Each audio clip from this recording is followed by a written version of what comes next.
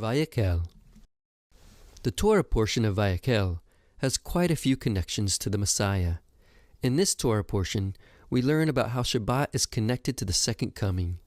This portion occurs during the festival of Sukkot, which holds a connection to the Messianic era. We also learn about the building of the Tabernacle, which is connected to the rebuilding of the Temple. Before Moshe started guiding the people of Israel in the building of the Tabernacle, he reiterated the command of Shabbat, the seventh day of rest after 6 days of labor. From this we learn that it is more important to observe Shabbat than it is to do something even as sacred as building the tabernacle. This alludes to the coming of Messiah and the establishment of his kingdom, which is symbolized by Shabbat. The rabbis explain that the 6 days of creation allude to 6 millennia. Each day of the creation story coincides with 1,000 years. The creation of man on the 6th day coincides with the arrival of Messiah at the end of the 6 millennia. The 7th day, the day of rest, coincides with the Messianic era. When the Messiah comes at the end of the 6th millennium, he will gather up his assembly, establish his kingdom, and institute a 1,000-year Shabbat. He will also reestablish the Shabbat on the 7th day, and will erase any notions that the Shabbat is on a different day or that the Shabbat is obsolete. In the Messianic era, everyone in the entire world will observe the Shabbat. When Moshe, the first Redeemer, returned to the people of Israel after going up Mount Sinai, he reiterated the commandment of the Shabbat and delivered the instructions for the building of the tabernacle. When Messiah, the last Redeemer, returns to the people of Israel, he will follow in the path of Moshe. He will reinstitute the Shabbat and rebuild the temple. The prophets predict that in the Messianic era, the temple will be restored as the house of God in Jerusalem. It will be the center of the nations. Maimonides makes the rebuilding of the temple one of the requirements that the Messiah must accomplish in order to confirm his identity. As Rambam writes in the Mishneh Torah, Hilchot Melachim 11 verse 4, if he succeeds in all this, builds the temple, and gathers in the dispersed remnant of Israel, he is definitely the Messiah. The Messiah will not build the temple by himself. It says in Exodus Rabbah 40 verse 2, you find that when Moshe ascended on high, the Holy One, blessed be he, showed him all the furnishings of the tabernacle and said, this is what you will make. This is how you will make the menorah, the table, the altar, and so forth, with all the work of the tabernacle. As Moshe prepared to descend, he assumed that he was to personally make the tabernacle. But the Holy One, blessed be he, said to him, Moshe, I have made you a king. Is it appropriate for a king to do anything for himself? He gives orders, and others do the thing for him. Likewise, you must find others and let them do the work. Moshe appointed 2 craftsmen to oversee the building of the tabernacle, Bezalel and Oholiab. Solomon appointed Hiram to oversee the construction of the first temple. The Messiah will appoint others to rebuild the temple.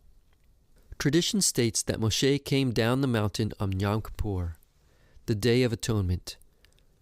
A couple days after Yom Kippur is Sukkot, the festival of booths. If we follow these events, this means that Moshe oversaw the building of the tabernacle during the festival of Sukkot.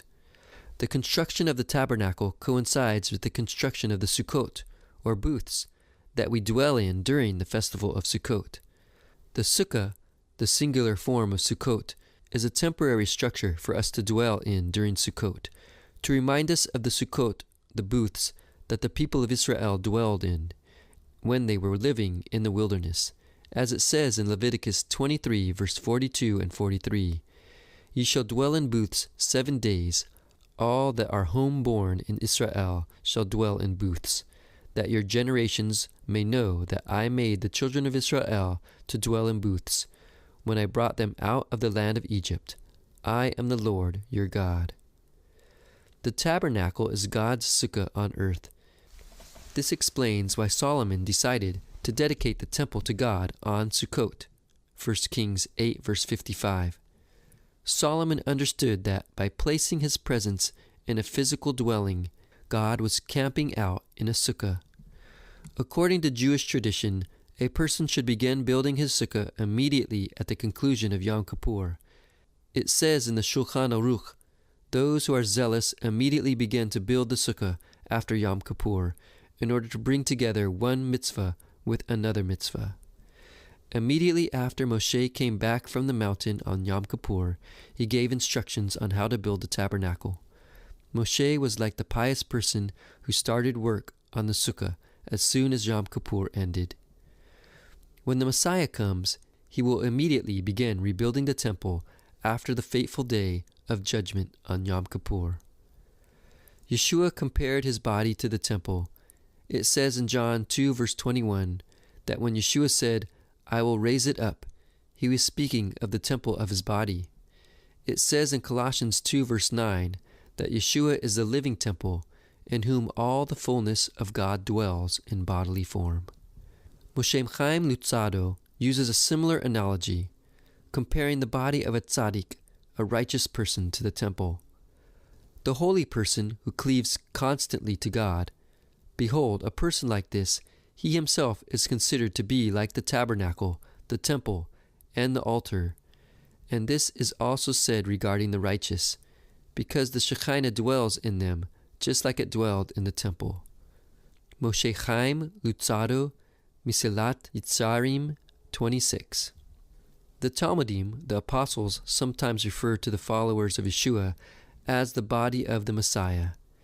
If the body of the Messiah is a temple, then by extension, the followers of Yeshua are also a temple. It says in 2 Corinthians 6 verse 19, "We are the temple of the living God." From this perspective, the construction of the tabernacle teaches about the building up of the body of Messiah into a spiritual temple. It says in Ephesians 2 verses 20 through 22, "Having been built on the foundation of the apostles and prophets, Messiah Yeshua himself being the cornerstone, in whom the whole building, being fitted together, is growing into a holy temple in the Lord, in whom you are also being built together into a dwelling of God in the Spirit." The Torah portion of Vayak'hel is connected to the Messiah and the Messianic era. Moshe coming down from the mountain, reiterating the commandment of the Shabbat, and giving instructions on how to build the tabernacle, points towards the coming of Messiah, and how he will reestablish the Shabbat, usher in an era of rest, and rebuild the temple. The appointed times that were observed during Moshe's return and his subsequent instructions point towards the Messianic era and how God dwelling among us in their tabernacle or temple is equivalent to the temporary dwelling in the sukkah. Finally, the tabernacle itself points towards the temple and the body of the Messiah, and us, followers of Yeshua.